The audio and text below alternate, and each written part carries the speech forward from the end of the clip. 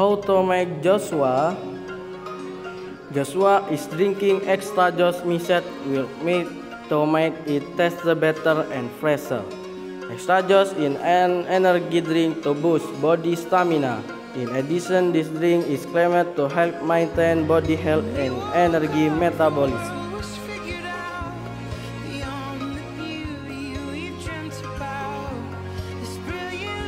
Materials: extra juice, milk, and ice cube, glass, and spoon.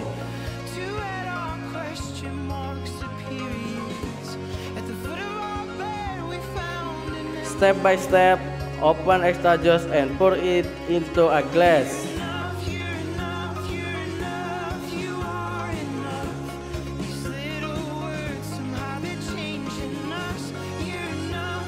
Then pour milk as needed in the glass.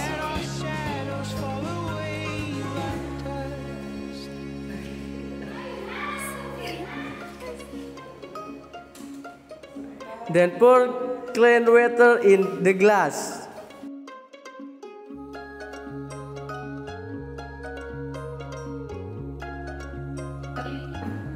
Then we pour the ice cube in the cursed glass.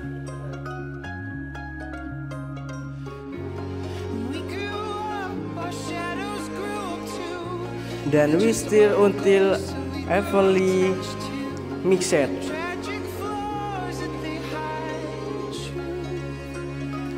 Joshua is ready to drink. Perfect to drink during the diet time.